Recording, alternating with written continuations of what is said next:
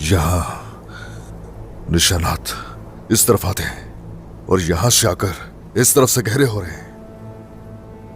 वाज़ेह है उन काफिरों को किसी ने साथ दिया है। हमने अपनी आंखों से देखा था उस्मान सरदार, सवारी खाली थी।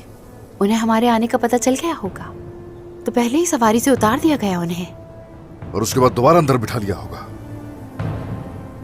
करासी की मदद से वो बचकर यहां से बाहर निकल गए।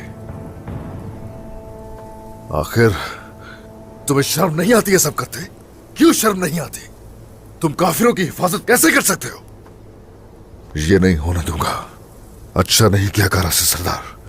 बहरान हुजूर, पैगाम भिजवाओ सरदारान को, दीवान मुनक्कद करेंगे। अब ये मुनाफिकों के अंजाम का वक्त है।